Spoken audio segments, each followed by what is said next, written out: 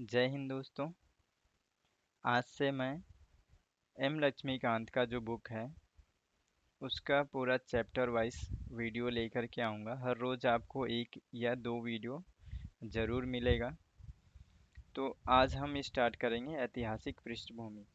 इस वीडियो को आप अच्छे से अगर देखते हैं और समझते हैं तो आपको इसमें सबसे ज़्यादा फ़ायदा ये है कि आपको टॉपिक वाइज परफेक्ट समझ में आएगा।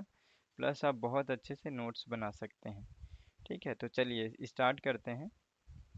देखिए, ऐतिहासिक पृष्ठभूमि हम सबसे पहले पढ़ेंगे। ठीक है, तो इसमें देखिए जो सबसे पहले जो कंपनी का जो कंपनी जब हमारे इंडिया में आती है तो वहाँ से क्या होता है।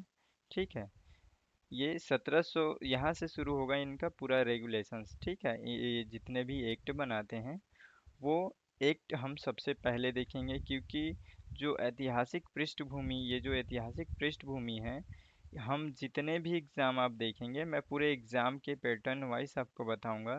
साथ ही लास्ट में जो मैं टॉपिक पढ़ाया हूँ और उससे कैसे क्वेश्चन पूछे गए हैं आप इसको भी बहुत अच्छे से समझ पाएंगे। प्लस उस क्वेश्चन को हल करके आप अपना जो आपने अभी पढ़ा है समझा है उसको और बेस्ट बना पाएंगे। ठीक है, तो वो मैं आपको लास्ट में बताऊंगा। तो देखिए जितना भी एग्ज़ाम होता है उस सभी के लिए इम्पोर्टेंट है ये टॉपिक। तो आप देखेंगे जितने भी एग्ज़ाम हुए हैं वनडे और चाहे आईएएस पीसीएस सभी में आपको दिखेगा कि जितने भी कंपनी के द्वारा रेगुलेशंस बनाए गए, ठीक है, अधिनियम बनाए गए, वहीं से क्वेश्चन आता है। ठीक है, तो हम भी उसी को बहुत ही मैं अच्छे से छांट करके निकाला हूँ, जो खुद मेरा नोट्स भी है, तो उसको हम देखेंगे। ठीक है, तो देखिए सबसे पहले क्या होता है कि अब यहाँ से क्या होता है, ब्रिटिश जब 1600 ईस्वी में आते हैं तो वहाँ से क्या होता है, ईस्ट इंडिया कंपनी अपना व्यापार करना शुरू करता है। ठीक है, तो जो ब्रिटेन की जो महारानी होती है उससे वो लोग क्या करते हैं, अपना एक व्यापार करने का एक अधिकार प्राप्त करते हैं। ठीक है, बस आपको इतना ही समझना है। अब जब इंडिया में ये लोग आ गए तो धीरे धीरे अब क्या करेंगे कि व्यापार के साथ साथ अपना प्रभाव भी बढ़ाना शुरू करेंगे। ठीक है, तो उसको बढ़ाने के लिए कुछ तो ऐसा चाहिए जो इनके पास एक अधिकार प्राप्त हो। ठीक है, तो वो अधिकार प्राप्त करने के लिए अब क्या करते हैं, ये लोग एक्ट बनाते हैं। ठीक है, और एक्ट के हिसाब से अपना काम करते हैं। तो यहाँ से हमारा मेन अब पॉइंट शुरू होता है, एकदम परफेक्ट, एकदम टॉपिक वाइज। ठीक है, आप अच्छे से समझेंगे प्लस आप नोट्स भी बनाइएगा इसका। मैं अपने तरीके से ये बता रहा हूँ क्योंकि आपको बहुत ज़्यादा हेल्पफुल होगा। आप खुद देखिए, ठीक है, लास्ट तक देखिए वीडियो को, आपको खुद समझ में आ जाएगा कि आपके लिए कितना ज़्यादा इम्पोर्टेंट है। देखिए सबसे पहले देखिए रेगुलेटिंग एक्ट 1773 ये आया। ठीक है, अब इसमें कंपनी क्या क्या करती है, तो सबसे पहले देखिए कंपनी के कार्यों को नियमित और नियंत्रित करने की दिशा में ब्रिटिश सरकार के द्वारा उठाया गया ये क्या था, पहला कदम था। ठीक है, तो इसको थोड़ा सा ध्यान रखेंगे। जो रेगुलेटिंग एक्ट 1773 है ये अपना सरकार के द्वारा उठाया गया पहला कदम था। ठीक है, जो कि क्या करेगा, कंपनी के कार्य को नियंत्रित करेगा। ठीक है, अब देखिए इसी में दूसरा इस अधिनियम के अंतर्गत क्या है।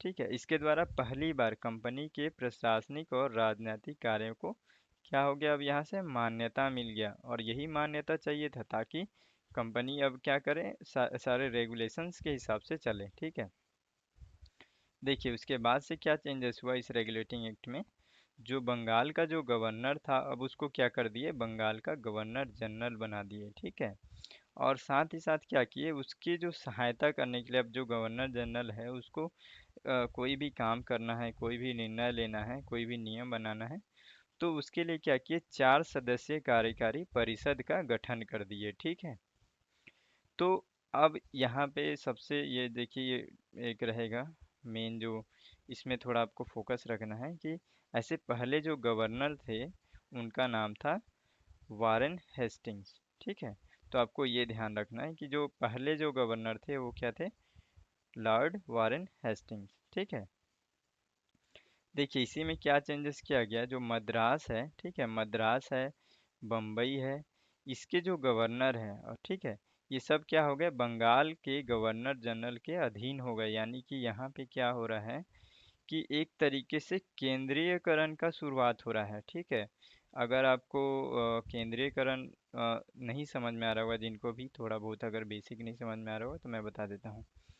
अब जैसे कि क्या होता है कि मान के चलिए यहाँ एक क्षेत्र है। ठीक है, यहाँ एक क्षेत्र है, नॉर्मल मैं बताना चाहता हूँ। ठीक, यहाँ दो क्षेत्र हो गए, ऐसे बहुत सारे क्षेत्र हो गए। यहाँ एक क्षेत्र है, यहाँ एक क्षेत्र है। तो कुल मिलाकर के अगर केंद्रीयकरण बोला जा रहा है तो एक क्या होगा, यहाँ पे कोई भी एक मेन प्रशासक होगा, ये क्या करेगा, इन सबको ऐसे जोड़ते जाएगा। ठीक है, इन सबको अपने अधिकार में लेगा और एक जगह से ये सारे को रेगुलेट करेगा। तो ये हो गया केंद्रीकरण। ठीक, साथ इसी इसी को हम जस्ट अपोजिट भी समझ लेते हैं यहीं पे, ताकि आगे टॉपिक आएगा ही वो विकेंद्रीकरण। जस्ट इसके अपोजिट होगा, क्या होगा, ये जो केंद्र है, ये केंद्र क्या करेगा, जितने भी अलग अलग क्षेत्र हैं इनको क्या करेगा, धीरे धीरे इनको छोड़ देगा। ठीक है, ये अपने हिसाब से मतलब प्रशासन करें, अपने हिसाब से अपना रेगुलेट करें अपने आप को। ठीक है, तो ये जो सारी चीज़ें जो होंगी इसको हम लोग बोलेंगे विकेंद्रीकरण। ठीक है, तो ये अच्छे से समझ में आ गया होगा, है ना। चलिए देख लेते हैं अब आगे। तो ये हो गया। ठीक है, तो यहाँ पे क्या हुआ, जो मद्रास है और जो बम्बई है, ठीक है, इसके जो गवर्नर थे, अब वो क्या हो गए, बंगाल के अधीन हो गए। ठीक है, यानी कि बंगाल का गवर्नर जनरल क्या हो गया, अब इनको मेंटेनेंस करने लगा। ठीक है, और इससे पहले क्या था, ये सब अलग अलग थे। ठीक है, तो ये यहाँ पे आप ध्यान रखेंगे कि यहाँ से अब केंद्रीकरण की जो केंद्रीय केंद्रीय प्रशासन की नींव रखी, यानी कि देखिएगा क्वेश्चन में इस तरीके से आता है कि केंद्रीय प्रशासन की नींव किस एक्ट से रखी गई, तो आपको ध्यान रखना होगा। ठीक है, आप ऐसे ध्यान रखना कि जो मद्रास और जो बम्बई है, इन ये जब इनको जब एक साथ मर्ज करके बंगाल के गवर्नर जनरल के द्वारा जब अधीन हो गए ये लोग, उस समय से शुरुआत हुआ, और वो था रेगुलेटिंग एक्ट 1773। ठीक है, साथ ही रेगुलेटिंग एक्ट में ये हुआ 1774 कलकत्ता में एक उच्चतम न्यायालय की स्थापना भी हुई। ठीक है, साथ ही इसमें लास्ट टॉपिक आपको याद रखना है, कंपनी के कर्मचारियों को निजी व्यापार, भारतीय लोगों से उपहार और रिश्वत लेने पर भी प्रतिबंधित कर दिया गया। ठीक है, देखिए एक बार और मैं इसको रिवाइज करा देता हूँ, क्योंकि ये जो देखिए यही एक ऐसा टॉपिक है इसका शुरुआत की ये आप बार बार भूलते हैं, तो इसको आपको कोई ट्रिक बना करके रखेंगे तो भी कोई फ़ायदा नहीं है।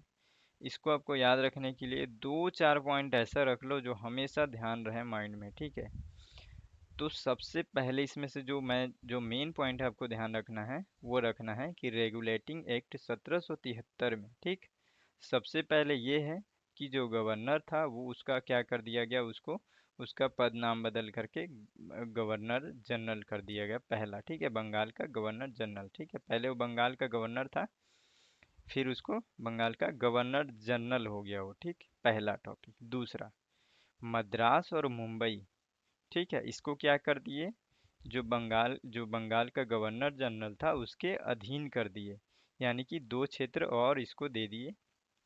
ये दूसरा टॉपिक याद रखना है। तीसरा, 1774 में, ठीक है, कलकत्ता में क्या हुआ, उच्चतम न्यायालय की स्थापना हुई। ठीक, और पांचवा ये याद रखना है आपको कि कंपनी के जो कर्मचारी थे, जो भी करप्शन वहाँ हो रहा था भारतीयों से भी रिलेटेड, तो उन सब पर क्या हो गया, प्रतिबंध लगा दिया गया।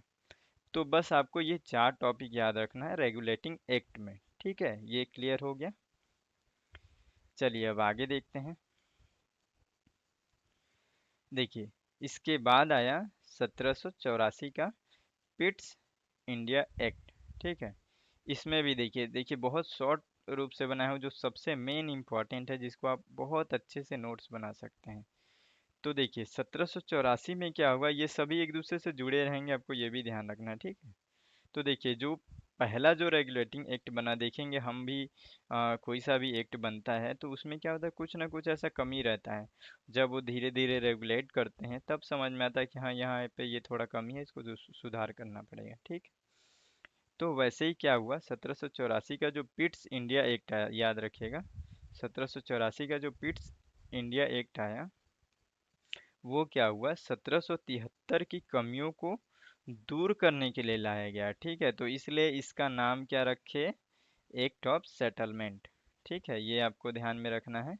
उसके बाद से क्या हो गया, इसमें क्या चेंजेस किए, जो कंपनी के जो राजनैतिक और वाणिज्यिक कार्य थे उन दोनों को अलग अलग कर दिया गया। यानी कि सब एक साथ मैनेजमेंट हो रहा था, लेकिन अब क्या कर दिए, दोनों को अलग अलग कर दिए। ठीक, उसके बाद से जो अलग किए, इसको अलग कर दिए, उससे क्या हुआ, अब देखिए, निदेशक मंडल को क्या दे दिए, व्यापारिक मामला दे दिए कि भाई व्यापारिक मामला मैनेज करो। ठीक है, साथ ही आपको याद रखना है कि 1784 में ही राजनीतिक मामले का है ना नियंत्रण करने के लिए बोर्ड ऑफ कंट्रोल या नियंत्रण बोर्ड का गठन किया गया। ठीक है, बोर्ड ऑफ कंट्रोल देखेंगे आप, बार बार ऐसा क्वेश्चन आता ही है, तो आप उसको ध्यान रखेंगे कि ये कहाँ कब बना था, 1784 पिट्स इंडिया एक्ट के द्वारा। ठीक है, अब इसमें क्या हुआ, द्वैध शासन व्यवस्था का शुभारंभ हुआ।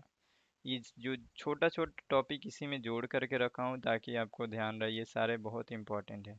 तो देखिए, सबसे पहले क्या हुआ, यहाँ पे क्या हुआ, 1773 में क्या हुआ, केंद्रीय प्रशासन की नींव रखी गई 1773 में। ठीक है, जस्ट उसी के बाद आया 1784 पिट्स इंडिया एक्ट। इसमें क्या हुआ, द्वैध शासन व्यवस्था का शुभारंभ हो गया। अब यहाँ पे द्वैध शासन व्यवस्था, ये बेसिक इसका क्या है, मतलब दो दो शासन, इस टाइप से दोहरा शासन मान लीजिए। ठीक है, ये दोहरा शासन कैसे फील हो रहा है, आप इतने को भी समझ जाएंगे तो हो जाएगा। देखिए यहाँ पे क्या हुआ, जो कंपनी क्या है, सारे मामले को एक साथ मैनेजमेंट करता था। ठीक है, लेकिन उसको क्या कर दिया, अब कंपनी का जो राजनीतिक कार्य था और जो वाणिज्यिक कार्य था, इन दोनों को क्या कर दिए, पृथक कर दिए। ठीक है, अब पृथक करने के लिए, यानी कि दोनों पर शासन करने के लिए अलग अलग शासक रखे गए। तो ये क्या हो गया, पृथक हो गया ना। तो अब क्या कर रहे हैं, दो लोग अब शासन कर रहे हैं। तो इस तरीके से क्या हुआ, द्वैध शासन का शुरुआत हो गया यहाँ से। ठीक है, तो ये भी अच्छे से समझ में आ गया होगा, है ना। देखिए इसमें और क्या हुआ, और देखिए इसमें जो पिट्स इंडिया एक्ट का क्या क्या प्रभाव पड़ा, तो पहला प्रभाव ये पड़ा कि भारत में कंपनी के अधीन क्षेत्र को पहली बार यहाँ पे याद रखेंगे, ब्रिटिश आधिपत्य का क्षेत्र कहा गया। यहाँ पे भी इसको ध्यान रखेंगे, इनका अब प्रभाव कैसे बढ़ने लगा कि हमारे भारत के जिस क्षेत्र में इन लोगों ने अपना कंपनी बनाया, अब उसको उसका नाम भी अब अपने ऊपर रखने लग गए। ठीक है, तो धीरे धीरे इनका प्रभाव बढ़ रहा है, ऐसे ही बढ़ेगा आगे चल के, इसको ध्यान में रखेंगे। तो ये जो है ब्रिटिश आधिपत्य का क्षेत्र, ये भी किससे जुड़ा हुआ है, पिट्स इंडिया एक्ट से। ठीक है, देखिए अब इसमें दूसरा चेंजेस क्या हुआ, ब्रिटिश भारत सरकार को भारत में कंपनी के कार्यों और इसके प्रशासन का पूर्ण नियंत्रण भी प्राप्त हो गया। तो ये पिट्स इंडिया एक्ट में आपको इतने सारी चीज़ें ध्यान रखना है, इसको भी मैं एक एक पॉइंट में रिवाइज करा देता हूँ। ठीक है, सबसे पहले 1784 में, ठीक है, 1773 की कमियों को दूर करने के लिए पिट्स इंडिया एक्ट लाया गया। ठीक, इस ये पहला टॉपिक। ठीक है, दूसरा इसमें याद रखना है, इसको एक्ट ऑफ सेटलमेंट के नाम से भी जानते हैं। ठीक है, तीसरा क्या हुआ, इसमें द्वैध शासन का प्रारंभ हुआ। ठीक है, वो कैसे हुआ, कंपनी के राजनीतिक और वाणिज्यिक कार्य को पृथक करके। ठीक है, साथ ही इसमें आपको ये याद रखना है कि नियंत्रण बोर्ड या बोर्ड ऑफ कंट्रोल का गठन किया गया। ठीक है, इसके बाद ही आपको ये भी याद रखना है कि ब्रिटिश अधिपत्य क्षेत्र, ये जो नाम ये लोगों ने दिया, ये भी क्या हुआ, पिट्स इंडिया एक्ट से संबंधित है। ठीक है, तो ये आपको इतना टॉपिक इसमें ध्यान में रखना है। ठीक, ये हो गया। अब 1784 पिट्स इंडिया एक्ट में इतना चीज़ आपको अच्छे से ध्यान रखना है। अब देखते हैं आगे। देखिए 1833, अब आया 1833 का चार्टर अधिनियम। ठीक, देखिए इसमें क्या हुआ, ब्रिटिश भारत के केंद्रीकरण की दिशा में यह अधिनियम निर्णायक कदम था। ये कैसे हुआ आगे देखते हैं, समझ में आएगा। ठीक है, देखिए इसने बंगाल के जो गवर्नर जनरल थे, जो आगे हम लोग पढ़ चुके हैं, उसको अब क्या किए, देखिए सभी में कुछ ना कुछ ऐसा जो मेन पॉइंट है जिसको आपको सबसे ज़्यादा फोकस में रखना है। तो जो चार्टर अधिनियम आया 1833 का, उसमें क्या किए, भारत का जो गवर्नर था उसको क्या कर दिए, सॉरी, जो बंगाल का जो गवर्नर जनरल था अब उसको क्या कर दिए, भारत का गवर्नर जनरल बना दिए। ठीक है, याद रखिएगा सबसे पहले क्या था, 1773 से पहले केवल गवर्नर था बंगाल का। ठीक है, फिर उसी में उसको क्या किया, 1773 में क्या कर दिए, उसको बंगाल का गवर्नर जनरल बना दिए। ठीक है, उसके बाद से क्या कर दिए, अब 1833 में उसको बंगाल का गवर्नर गवर्नर जनरल को अब क्या कर दिए, भारत का गवर्नर जनरल बना दिए। ठीक है, देखिए किस तरीके से ब्रिटिश लोगों का प्रभाव हमारे देश के ऊपर पड़ रहा है। ठीक है, तो इस तरीके से आपको स्टोरी के लाइन में भी ध्यान में रखना और लगातार इसको आपको पढ़ते रहना है, जिसमें सभी नागरिक एवं सैन्य शक्तियां निहित थी। ठीक है, तो अब भारत का गवर्नर जनरल बन गया है, तो इसमें अब क्या रहेगी, सभी नागरिक और सैन्य शक्तियां निहित रहेंगी। तो ऐसे जो थे वो लॉर्ड विलियम बेंटिक। ठीक है, तो ये भारत के प्रथम गवर्नर जनरल थे। तो आपको ये याद रखना है इसमें। ठीक है, अगला टॉपिक देखते हैं इसमें। इसने मद्रास और बम्बई के गवर्नरों को विधायिका संबंधी शक्ति से वंचित कर दिया। देखिए आगे मैं इसको बताता हूँ। ठीक है, भारत के गवर्नर जनरल को पूरे ब्रिटिश भारत में विधायिका के असीमित अधिकार प्राप्त कर दिए। ठीक है, तो इसमें अब क्या हुआ, इन सब, अब देखिए ये जो यहाँ पे देखिए ये केंद्रीयकरण की दिशा में यह अधिनियम निर्णायक कदम था। ये यहाँ पे क्यों बोला गया है, इसलिए हो रहा है क्योंकि अब क्या हो रहा है, यहाँ पे केंद्र का प्रभाव और ज़्यादा बढ़ते जा रहा है। ठीक है, जितना भी छोटे छोटे जो राज्य थे उस समय, जैसे मद्रास हो गया, बम्बई हो गया, इन सभी से क्या कर रहे हैं, इन सभी के जो गवर्नर हैं उनसे क्या कर रहा है, शक्ति छीनते जा रहे हैं। और किस पे कर रहे हैं ये लोग, अब किस पे किसका शक्ति बढ़ा रहे हैं, सेंटर पे। यानी कि अब एक मेन सबसे बंदा रहेगा जो सबसे मेन रहेगा, अब वो सबसे ज़्यादा सभी को नियंत्रित करेगा, बाकी सबको क्या करेगा, सभी का शक्ति को कम कर दे रहे हैं। ठीक है, तो इस तरीके से क्या हुआ, अब सेंटर में सबसे ज़्यादा पावर जा रहा है, तो इसलिए ये क्या हो गया, इसीलिए यहाँ पे बताया गया है ये केंद्रीयकरण का जो शुरुआत था उस समय सबसे ज़्यादा निर्णायक कदम यहाँ से शुरुआत हुआ। ठीक है, तो ये समझ में आ गया। इसी में देखिए ईस्ट इंडिया कंपनी की एक व्यापारिक निकाय के रूप में की जाने वाली गतिविधियों को समाप्त कर दिया गया। अब यह विशुद्ध रूप से प्रशासनिक निकाय बन गया। ठीक, तो आपको इसमें ये भी ध्यान रखना है कि ये लोग अब जितने भी चार्टर अधिनियम, अब ये सब जितने भी अधिनियम ला रहे हैं, इनमें धीरे धीरे इनका प्रभाव क्या हो रहा है, बढ़ते जा रहा है। तो 1833 का जो चार्टर अधिनियम है इसको भी एक बार देख लेते हैं कि इसमें क्या क्या पॉइंट को आपको याद रखना है। सबसे पहला टॉपिक जो है आपको, जो नॉर्मली जो सबसे ज़्यादा पूछा जाता है वो ये है कि जो बंगाल का गवर्नर जनरल था अब उसको क्या कर दिए, पहला ये रहेगा कि भारत का गवर्नर जनरल बना दिया गया। ठीक, दूसरा आपको याद रखना है कि जो विलियम बेंटिक था उसको क्या कर दिए, भारत का ये जो है ये भारत का प्रथम गवर्नर जनरल है। ठीक है, उसके बाद से आपको तीसरा ये याद रखना है कि जो मद्रास और बम्बई के जो गवर्नर था उनका क्या किया, शक्ति कम करके क्या कर दिए, जो गवर्नर जनरल है उसको पूरा मतलब असीमित शक्ति प्रदान कर दिया। ऐसा क्वेश्चन आता है देखिएगा कि कौन सा ऐसा एक्ट है जिसमें भारत के गवर्नर जनरल को पूरे ब्रिटिश भारत में विधायिका के असीमित अधिकार प्रदान कर दिए, तो ऐसा कौन सा एक्ट है, तो आपको ध्यान में रखेंगे आप इसको। ठीक है, तो ये टॉपिक आपको इसमें ध्यान रखना है। ठीक है, ये इसमें 3 से 4 टॉपिक है जिसको आपको अच्छे से याद रखना है। चलिए आगे देखते हैं। 1853 का चार्टर अधिनियम। ठीक, इसमें देखिए ये एक अंतिम चार्टर अधिनियम था, ठीक है। तो इसमें केवल दो टॉपिक को आपको याद रखना। सबसे पहला ये है कि इसने पहली बार गवर्नर जनरल की परिषद में, ठीक है, विधायी और प्रशासनिक कार्यों को अलग कर दिया। ये आपको ध्यान में रखना है। दूसरा, सिविल सेवकों की भर्ती हेतु खुली प्रतियोगिता का शुभारंभ, ठीक है। यहाँ से ये शुभारंभ मतलब यहाँ से शुरुआत हुआ, ठीक है। जो सिविल सेवक जो हम लोगों का जो आईएएस आईपीएस, यहाँ से क्या हुआ, एक तरीके से खुली प्रतियोगिता का शुभारंभ हो रहा है, ठीक है। देखिए, विशिष्ट सिविल सेवा भारतीय नागरिकों के लिए भी खोल दी गई, तो ये इसमें सबसे ज़्यादा मेन इम्पोर्टेंट है, ठीक। और इसके लिए 1854 में मैकाले समिति की नियुक्ति हुई।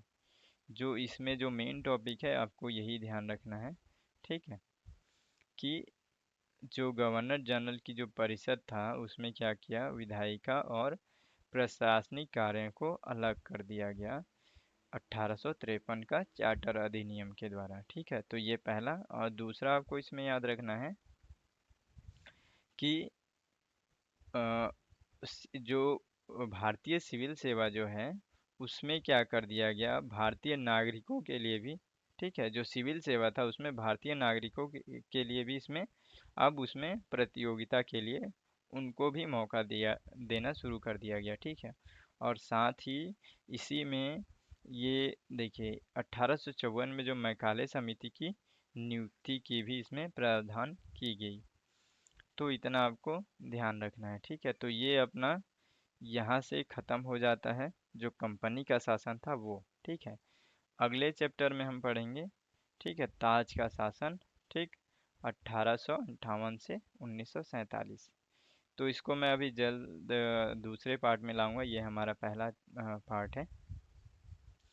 तो आप इसमें देखिए आपको कैसा लगा आपको, और अच्छा लग रहा है चैनल को सब्सक्राइब कर लीजिएगा ताकि आपको जस्ट मैं जब भी वीडियो डालूं तो आपको अपडेट पता चल जाए। और देखिए आप इसको बहुत अच्छे से अपना एक नोट्स बना सकते हैं, ठीक है। तो साथ ही आप जो पॉलिटी का बुक है उसको भी साथ में रखिए और नोट्स बनाते चलिए, ठीक है। तो ये आपको बहुत ज़्यादा हेल्पफुल रहेगा। और कमेंट करके बताइएगा कि आपको ये जो टॉपिक है ये कैसा समझ में आ रहा है, क्योंकि ये तो कोई इंटरटेनमेंट वीडियो नहीं है ना, कि कैसा लगा, मज़ा आया कि नहीं आया, है ना। तो इसमें थोड़ा सा धैर्य रख करके देखना ही पड़ता है और समझना पड़ता है टॉपिक को। तो अब अगले वीडियो में मिलते हैं अगले पार्ट में, ठीक है। अगले पार्ट में मैं इसको पूरा कंप्लीट करूँगा। इसमें क्वेश्चंस भी रहेंगे और क्वेश्चन आपको बहुत अच्छे क्वेश्चन रहेंगे जो कि प्रीवियस ईयर में पूछे गए हैं, प्लस इन जितने भी टॉपिक को मैं पढ़ाया हूँ उन सभी से वो जुड़े हुए रहेंगे, ताकि आपको जब आप इस टॉपिक को पढ़ेंगे फिर आप टेस्ट देंगे तो ऐसा लगे कि आप अपने जो पढ़ा है, जो आपको कितना याद है, कितना आप समझ पाए हैं, वो आप चेक कर पाएंगे। प्लस आप ये भी समझ पाएंगे कि आपको जितने भी एग्ज़ाम्स जो पहले हुए हैं उनमें किस तरीके से प्रश्न बनाया जा रहा है, ठीक है। तो मिलते हैं अगले वीडियो में, तब तक के लिए जय हिंद।